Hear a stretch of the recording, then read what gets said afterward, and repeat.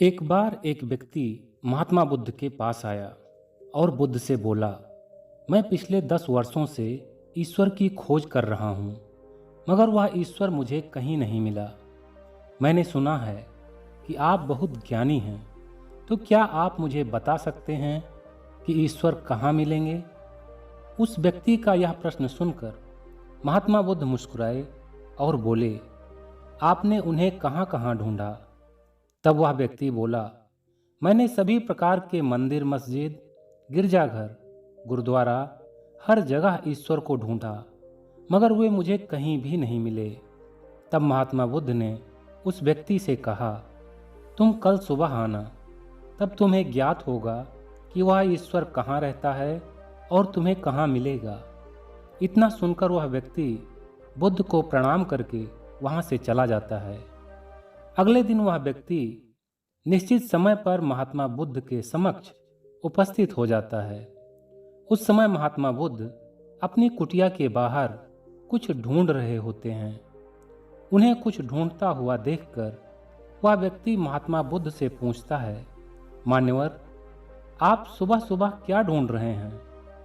तब बुद्ध कहते हैं, मेरा एक मोती खो गया है, उसी को मैं ढूंढ रहा हूँ, ना जाने कहाँ चला गया है। यही कहकर वे फिर मोती को ढूंढने लगते हैं। तब वह व्यक्ति कहता है, तो ठीक है, उस मोती को ढूंढने में मैं भी आपकी मदद करता हूँ। यही कहकर वह व्यक्ति भी उस खोए हुए मोती को कुटिया के बाहर जहाँ तहाँ ढूंढने लगता है, मगर वह मोती कहीं भी नहीं मिलता।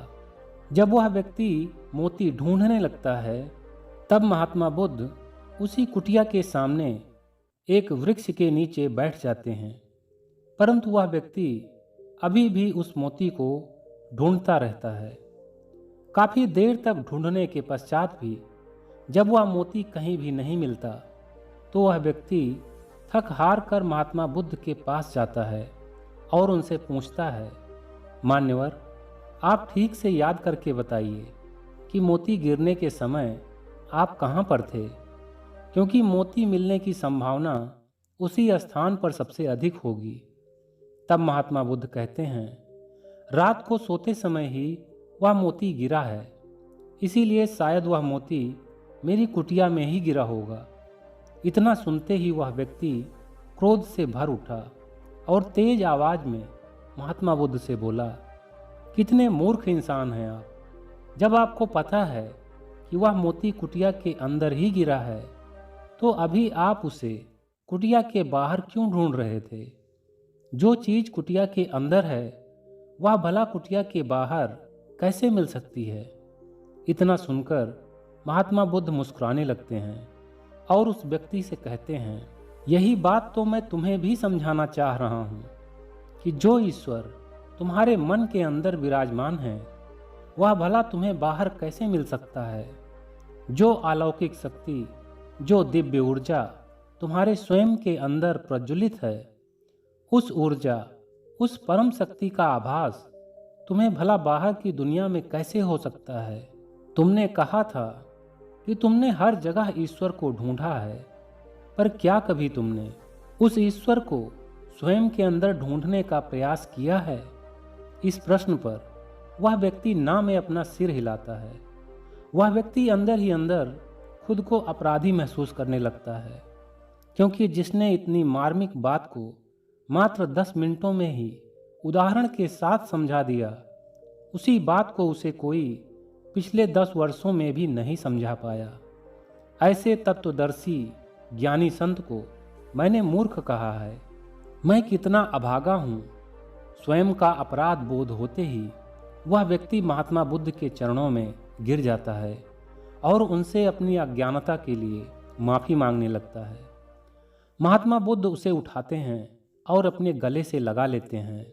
दोस्तों, यह बात तो सच ही है कि हम लोग आज भी बाहरी दुनिया के बारे में तो काफ़ी कुछ जानते हैं, मगर अपने मन मस्तिष्क के बारे में बहुत कम ही जानते हैं। जबकि सुबह उठने से लेकर रात में सोने तक सब कुछ हमारे मन के द्वारा ही संचालित होता है। हम जो भी सोचते हैं, करते हैं, खाते पीते हैं, यहाँ तक कि अपने पूरे जीवन काल में हम जो कुछ भी हासिल करते हैं वह सब कुछ हमारे मन के द्वारा, हमारे विचारों के द्वारा ही हासिल होता है। देखो, सीधी सी बात है, जैसा हमें ज्ञान होगा वैसे ही हमारे मन में विचार आएंगे।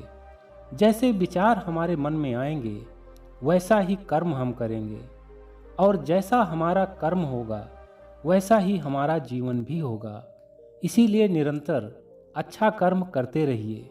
अच्छा कर्म करने के लिए अच्छे ज्ञान की ज़रूरत होगी, और वह अच्छा ज्ञान, अच्छी नॉलेज आपको हमारे इसी चैनल पर मिलेगा। तो दोस्तों, ऐसी ही नॉलेजफुल वीडियोस के लिए हमारे इस चैनल को सब्सक्राइब जरूर कर लें। तो हंसते रहिए, मुस्कुराते रहिए, हर दिन कुछ अच्छा सीखते और सिखाते रहिए। मैं मिलता हूँ नेक्स्ट वीडियो में एक नई मोटिवेशनल स्टोरी के साथ। तब तक के लिए take care, wish you all the best, bye bye.